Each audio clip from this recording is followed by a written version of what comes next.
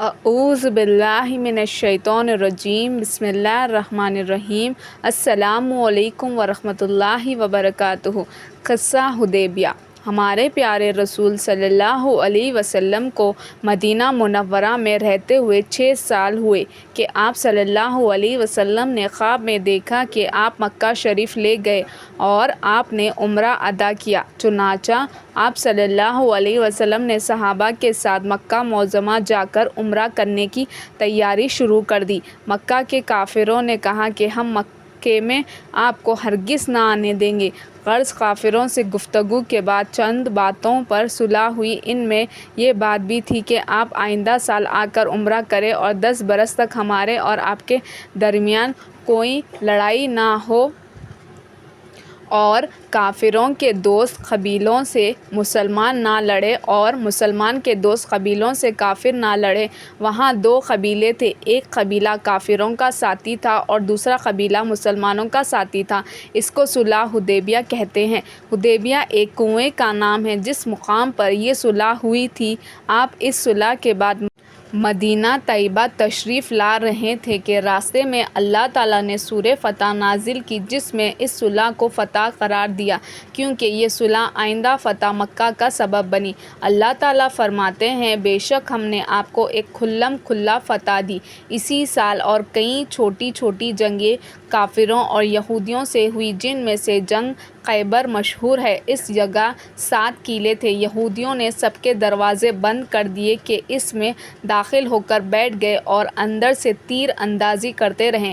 آخر ایک ایک کر کے سب قلعے فتح ہو گئے۔ اسی سال خیبر میں ایک یہودی عورت نے گوشت میں زہر ملا کر آپ کو دیا۔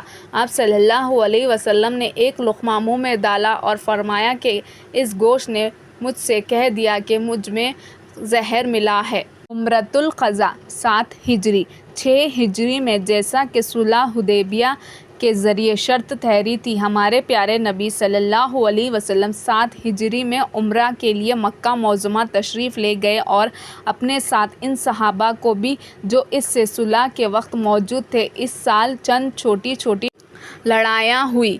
جنگ حنین۔ قصہ فتح مکہ 8 ہجری۔ صلح حدیبیہ میں آپ کو سنایا جا چکا ہے کہ اس میں ایک شرط یہ بھی تھی کہ مسلمانوں کے دوست قبیلوں سے کافر نہ لڑے اور کافروں کے دوست قبیلوں سے مسلمان 10 سال تک نہ لڑے۔ ان دونوں قبیلوں میں جنگ ہو گئی اور مکہ کے قریش کافروں نے صلح کے خلاف اپنے دوست قبیلے کی خفیہ مدد کی۔ ہمارے پیارے نبی صلی اللہ علیہ وسلم نے کافروں کی اس وعدہ خلافی پر اور عہد کو توڑنے پر 12,000 مسلمانوں کو لشکر لے کر مکہ پر لشکر کشی کی۔ کافروں نے مقابلہ کیا، بہت کفار مارے گئے اور بڑے بڑے سردار شہر چھوڑ کر بھاگ گئے اور جو حاضر ہوئے آپ نے ان کی جان بخشی فرمایا۔ خانہ کعبہ کے بتوں کو آپ نے خود توڑا۔ قرآن مجید میں اللہ تعالیٰ نے اس کو سورہ بنی اسرائیل میں اس طرح بیان فرمایا ہے، اور آپ یوں دعا کیجئے کہ اے رب مجھ کو خوبی کے ساتھ پہنچائیے اور مجھے خوبی کے ساتھ لے جائیے اور مجھ کو اپنے پاس سے ایسا غلبہ دیجئے جس کے ساتھ نصرت ہو، اور کہہ دیجئے کہ حق آیا اور باطل گیا گزرا ہوا، اور واقعی باطل چیز تو یوں ہی آتی جاتی رہتی ہے۔ مکہ معظمہ کے باہر کچھ بڑے بڑے بت تھے، ان کو بھی توڑنے کے لیے صحابہ کو بھیجا گیا۔ فتح مکہ کے بعد دوسری چھوٹی چھوٹی جنگیں ہوئیں، پھر ایک بڑی جنگ حنین کے نام سے ہوئی۔ حنین ایک مقام ہے مکہ اور طائف کے درمیان۔ یہاں کافروں کے کچھ قبیلوں سے فتح مکہ کے 2 ہفتہ بعد لڑائی ہوئی۔ مسلمان 12,000 تھے اور مشرکین 4,000۔ بعض مسلمان اپنا مجمع دیکھ کر اس طرح کہنے لگے کہ اس سے شیخی سے معلوم ہوتی تھی کہ ہم آج کسی طرح نہیں ہار سکتے۔ لڑائی شروع ہوئی اور پہلے مسلمانوں کو فتح ہوئی۔ بعض مسلمان مال غنیمت کو جمع کرنے لگے۔ اس وقت کافر ٹوٹ پڑے۔ وہ بڑے تیر انداز تھے، مسلمان پر تیر برسانا شروع کر دیے۔ اس گھبراہٹ میں مسلمانوں کے پیر اکھڑ گئے۔ صرف رسول اللہ صلی اللہ علیہ وسلم چند صحابہ کے میدان میں رہ گئے۔ آپ صلی اللہ علیہ وسلم نے حضرت عباس رضی اللہ عنہ سے مسلمانوں کو آواز دلوائی، پھر سب لوٹ کر دوبارہ جمع ہوئے اور کافروں سے مقابلہ کیا۔ آسمانوں سے فرشتوں کی مدد آئی اور کافر بھاگ گئے اور بہت سے قتل ہوئے۔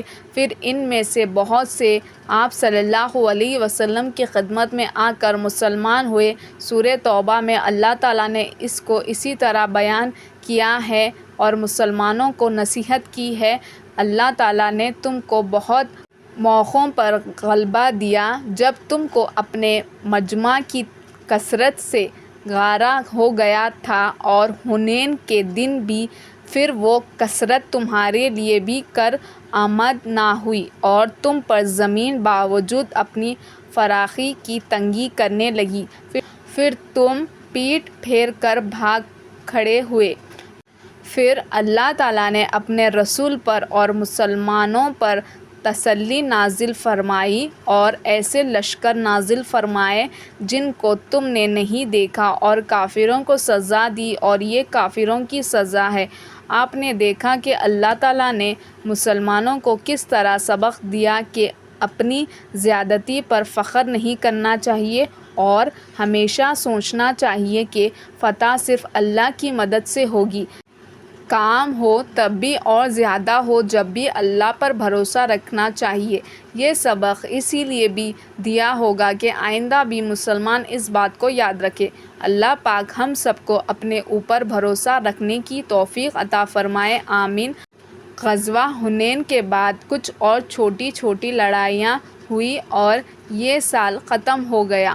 ویڈیو کو لائک شیئر کیجیے اور ہمارے اس یوٹیوب چینل کو سبسکرائب کرتے ہوئے اس کے بیل آئیکن کو بھی پریس کر لیجیے تاکہ ایسے ہی ویڈیوز آپ کو ملتے رہیں۔ جزاک اللہ خیر۔